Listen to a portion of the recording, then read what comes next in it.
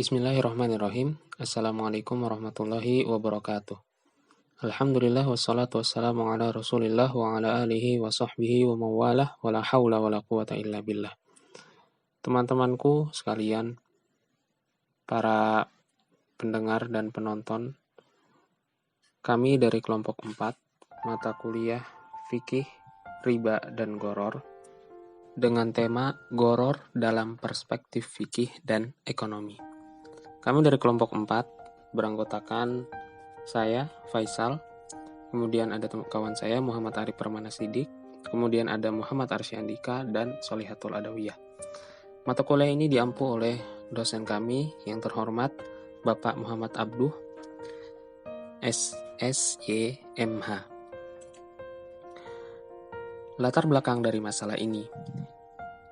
Islam melarang semua bentuk transaksi yang mengandung unsur kejahatan dan penipuan, di mana hak-hak semua pihak yang terlibat dalam sebuah perilaku ekonomi yang tidak dijelaskan secara seksama, terbuka, ataupun jelas akan mengakibatkan sebagian dari pihak yang terlibat menarik keuntungan, akan tetapi dengan merugikan pihak yang lain. Adapun bentuknya, segala aktivitas dalam bidang ekonomi yang tidak dihalalkan dalam sistem Islam adalah suatu perilaku ekonomi yang mengandung unsur yang tidak halal atau melanggar dan merampas hak kekayaan orang lain. Pengertian dari goror. Goror menurut bahasa artinya keraguan, tipuan, atau tindakan yang bertujuan merugikan pihak lain. Suatu akad yang mengandung unsur penipuan karena tidak ada kepastian baik mengenai ada ataupun tidak ada objek akad, besar kecil jumlah maupun menyerahkan objek akad tersebut. Pengertian goror menurut para ulama fikih, di antaranya Imam Al-Qarafi, Imam Sarakhsi, Ibnu Taimiyah, Ibnu Qayyim Al-Jauziyah, Ibnu Hazm, sebagaimana dikutip oleh M. Ali Hasan sebagai berikut. Imam Al-Qarafi mengemukakan goror adalah suatu akad yang tidak diketahui dengan tegas apakah efek akad terlaksana atau tidak, seperti melakukan jual beli ikan yang masih dalam kolam air tambak. Sekian dari saya, akan dilanjutkan oleh teman saya. Terima kasih. Baiklah, menyambung penjelasan dari rekan saya, Faisal. Selanjutnya ada hukum goror dalam perspektif Islam. Dalam syariat Islam, jual beli goror ini terlarang. Dengan dasar sabda Rasulullah SAW dalam hadis Abu Hurairah yang berbunyi, Rasulullah SAW melarang jual beli al-hasoh dan jual beli goror. Dalam Al-Quran surah Al-Baqarah ayat 188 yang artinya, dan janganlah sebagian kamu memakan harta sebagian yang lain di antara kamu dengan jalan yang batil, dan janganlah kamu membawa urusan harta itu kepada hakim, supaya kamu dapat memakan sebagian daripada harta benda orang lain itu dengan jalan berbuat dosa, padahal kamu mengetahui. Selanjutnya ada kategori dan macam-macam goror.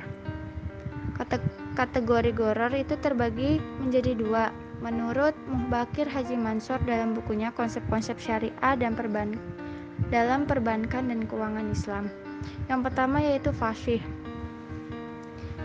Goror fasih yang artinya ketidakjelasan yang keterlaluan. Ini adalah goror yang berat dan dengannya dapat membatalkan akad. Goror ini timbul dua sebab. Yang pertama, barang sebagai objek jual beli tidak ada, dan kedua, barang boleh diserahkan tetapi tidak sama spesifikasinya seperti yang dijanjikan. Yang kedua ada goror yasir. Goror yasir ini ketidakjelasan yang minimum. Dalam artian goror yang ringan, keberadaannya tidak membatalkan akad. Sekiranya terdapat bentuk goror semacam ini dalam akad jual beli, maka jual beli tersebut tetap sah menurut syara. Lalu ada macam-macam goror, yaitu goror dalam transaksi dan goror dalam objek transaksi dalam barangnya. Selanjutnya ada goror dalam perspektif ekonomi. Yang pertama ada tadlis, another one party. Tadlis adalah penipuan. Tadlis pada jual beli hukumnya haram, karena tadlis merupakan penipuan yang dilakukan dalam transaksi jual beli oleh pihak penjual terhadap objek yang dijualnya kepada pembeli. Aspek tadlis dalam transaksi jual beli sebenarnya tergolong dalam jual beli gharar, di mana jual beli gharar merupakan jual beli yang mengandung unsur-unsur penipuan dan pengkhianatan, baik karena ketidakjelasan dalam objek jual beli atau ketidakpastian dalam cara pelaksanaannya. Al-Quran dengan tegas melarang semua transaksi bisnis yang mengandung unsur penipuan dalam segala bentuk terhadap pihak lain. Dalam sistem ekonomi Islam, hal ini juga dilarang karena adanya informasi yang tidak sama antara kedua pihak karena unsur antara minkum, itu rela sama rela, dilanggar. Nah, berikut macam-macam tadlis. Yang pertama ialah tadlis dalam kuantitas. Tadlis dalam kuantitas merupakan penipuan yang dilakukan oleh pihak penjual terhadap jumlah yang akan diterima oleh pembeli. Tadlis penipuan dalam kuantitas termasuk juga kegiatan menjual beli barang kuantitas sedikit dengan harga barang kuantitas banyak. Yang kedua ialah tadlis dalam kualitas. Tadlis dalam hal kualitas adalah penipuan dalam transaksi jual beli yang dilakukan oleh penjual pembeli kepada pembeli terhadap mutu atau kualitas barang yang dijual. Yang ketiga ialah tadlis dalam harga. Tadlis dalam hal harga ialah penipuan harga jual yang dilakukan oleh penjual kepada pembeli. Dalam hal ini seperti penjual tidak memberitahukan secara jujur berapa harga pokok dan keuntungan yang didapat atas barang tersebut. Yang selanjutnya ialah tadlis dalam waktu penyerahan. Tadlis dalam waktu penyerahan ialah penipuan dilakukan oleh penjual kepada pembeli atas penyerahan barang yang atas waktu penyerahan barang yang telah disepakati pada saat di awal akad. Namun penyerahan yang barang tidak sesuai dengan waktu yang disepakati tanpa menginformasikan alasan tertentu kepada pihak pembeli. Selanjutnya ialah taghrir atau uncertain to both parties.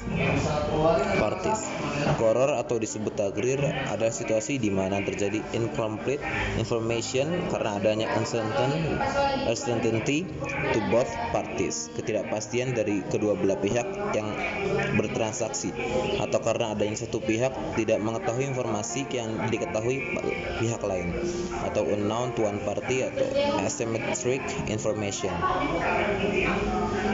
Selanjutnya ialah gharar. Itu terjadi bila kita mengubah sesuatu yang seharusnya bersifat pasti atau certain menjadi tidak pasti menjadi uncertain. Menurut Ibnu Taimiyah, gharar terjadi bila seseorang tidak tahu apa yang tersimpan bagi dirinya pada akhir suatu kegiatan jual beli. Baik taghrir maupun tadlis, keduanya terjadi karena adanya incomplete information. Namun berbeda dengan tadlis, di mana incomplete information ini hanya dialami oleh satu pihak saja. Selanjutnya, bentuk-bentuk dari taghrir. Yang pertama, taghrir dalam kuantitas. Contoh taghrir dalam kuantitas adalah sistem ijon. Misalnya, petani sepakat untuk menjual hasil panennya kepada tengkulak. Padahal pada saat kesepakatan dilakukan, sawah si petani belum dapat dipanen.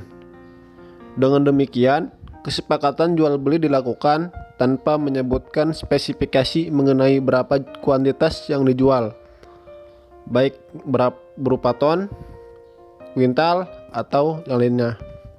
Padahal harga sudah ditetapkan.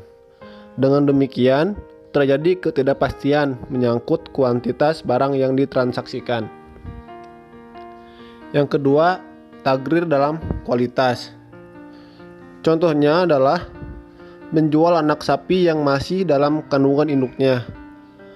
Penjual sepakat menyerahkan anak sapi tersebut segera setelah anak sapi lahir, seharga 1 juta. Dalam hal ini, si penjual maupun si pembeli tidak dapat memastikan kondisi fisik anak sapi tersebut bila nanti sudah lahir.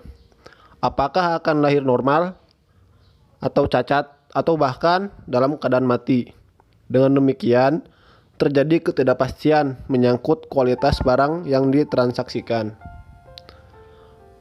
Selanjutnya, taghrir dalam harga. Misalnya, Bank Syariah menyatakan akan memberi pembiayaan murabahah rumah 1 tahun dengan margin 20% atau 2 tahun dengan margin 40%. Kemudian disepakati nasabah. Ketidakpastian terjadi karena harga yang disepakati tidak jelas, apakah 20% atau 40%, kecuali bila nasabah menyatakan setuju melakukan transaksi murabahah dengan rumah dengan margin 20% dibayar 1 tahun, maka barulah tidak terjadi gharar. Dan terakhir, tagrir dalam waktu penyerahan. Contoh gharar dalam waktu penyerahan terjadi bila seseorang menjual barang yang hilang, misalnya seharga X dan disetujui oleh si pembeli. Dalam kasus ini terjadi ketidakpastian mengenai waktu penyerahan karena si penjual dan pembeli sama-sama tidak tahu apakah barang yang hilang itu dapat ditemukan kembali. Mungkin sekian.